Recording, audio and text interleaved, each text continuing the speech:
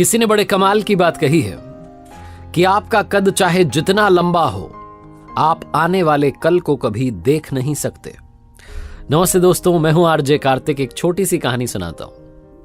एक बार भगवान विष्णु जी अपनी सवारी गरुड़ पर सवार होकर के कैलाश पर्वत पहुंचे भगवान शिव जी से मिलने के लिए। गरुड़ जी जो इतना तेज उड़ते थे, उनकी रफ्तार का कोई मुकाबला नहीं था। कैलाश पर्वत पहुंच गए। भगवान विष्णु जी भगवान शिव जी से मिलने के लिए अंदर चले गए और गरुड़ जी जो थे वो वहां कैलाश पर्वत की जो खूबसूरती थी उसे निहारने लगे। वो जो प्राकृतिक दृश्य था उसने उन्हें सम्मोहित कर लिया था।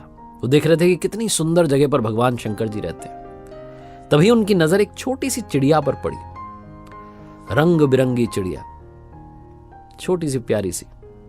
और उसे देख करके गरुड़ जी सोचने लगे कि ईश्वर ने कितनी खूबसूरत चिड़िया बनाई है, कितनी सुंदर पक्षी ये बनाया है, बहुत ही खूबसूरत है। उसे निहार ही रहे थे कि तभी वहां कैलाश पर्वत पर यमदेव आ गए, यमराज आ गए। उन्हें प्रणाम किया गरुड़ जी ने। यमदेव जो थे उन्होंने आशीर्वाद दिया। उसके बाद यमदेव जो थे वो उस चिड़िया को आश्चर्य से देखने लगे और देखते देखते वो अंदर चले गए। वो जो बैठक थी जिसमें आए थे वो चले गए। भगवान शिव जी से मिलने वो भी आए थे। अब जब वो अंदर चले गए तो गरुड़ जी को चिंता सताने लगी कि यमदेव ने उस छोटी चिड़िया को इतना आश्चर्य से देखा, इसका मतलब उस चिड़िया का समय आ गया है, अंत समय आ गया है। और जब यमदेव यहां से निकलेंगे बाहर तो उसे अपने साथ लेकर के चले जाएंगे। मुझे इस चिड़िया को बचाना होगा। यही थॉट लेकर के गरुड़ जी सोचने लगे क्या करूं। उनके मन में एक विचार आया। वो पंजे में उन्होंने उस छोटी सी चिड़िया को दबाया और कैलाश पर्वत से उड़ गए। हजारों कोस दूर आ गए वहां से। जैसा मैंने बताया कि रफ्तार बहुत तेज, गति बहुत तेज। जंगल में सुनसान जगह पर चट्टान पर जाकर के उस चिड़िया को बैठा दिया और ईश्वर से कहने लगे कि अब आप संभाल लेना। गरुड़ जी को लग रहा था कि भाई यहां तो सुरक्षित हो गई, कोई दिक्कत नहीं है, मेरा काम हो गया। फटाफट से वापस वहां से उड़े और कैलाश पर्वत पहुंच गए। कैलाश पर्वत पर जब पहुंच गए तो गरुड़ जी अब शांति से कैलाश पर्वत को निहार रहे थे। उन्हें लग रहा था अब मैंने अपना जो कर्तव्य है वो निभा दिया है। तभी वो जो बैठक थी वो खत्म हुई। यमदेव बाहर निकले। जैसे ही यमदेव बाहर निकले, यमराज को फिर से गरुड़ जी ने प्रणाम किया और पूछने लगे कि एक बात मुझे बताइए, वो जब आप अंदर जा रहे थे आप एक छोटी सी चिड़िया को, रंग बिरंगी चिड़िया बैठी थी, उसको आश्चर्य से देख क्यों रहे थे? यमदेव ने कहा कि मैं उसको इसलिए आश्चर्य से देख रहा था, उसे देखते ही मुझे ज्ञात हुआ कि इस चिड़िया का अंत समय आ गया है, लेकिन इसकी मृत्यु यहां कैलाश पर्वत पर नहीं होगी। इसकी मृत्यु यहां से हजारों कोस दूर सुनसान जंगल में एक चट्टान पर जब ये बैठी होगी तो एक सांप इसे खा जाएगा, इसकी मृत्यु वहां होगी।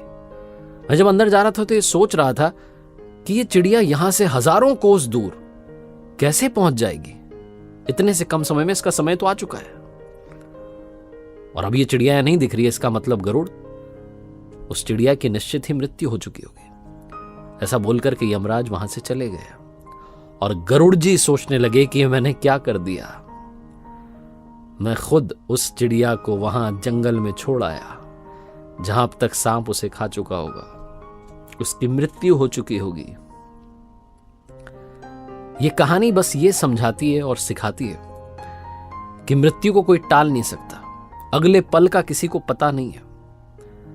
हम बहुत सारे सालों की, आगे आने वाले सालों की प्लानिंग करते हैं, लेकिन हमें अगले पल का पता नहीं कि अगले सेकंड में क्या होगा। तो जैसा मैंने शुरू में बोला कि आपका कद चाहे जितना लंबा हो, आप आने वाले कल को नहीं देख सकते, उसका पता नहीं लगा सकते।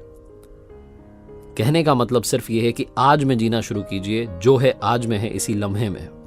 जिंदगी को अभी जीना शुरू कीजिए।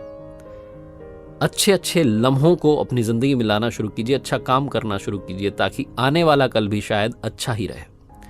एक बार फिर से आपसे कहना चाहता हूं, जो अक्सर कहता हूं, ऊपर वाले के आशीर्वाद के साथ, अपनी सच्ची मेहनत के साथ और अपनों के प्यार के साथ कर दिखाओ कुछ ऐसा कि दुनिया करना चाहे आपके जैसा। याद रखिए, हर सोमवार सुबह 9:30 बजे मेरे साथ देखिए एक नई कहानी और हर शुक्रवार सुबह 9:30 बजे मेरे साथ देखिए लर्निंग सीरीज का एक नया वीडियो।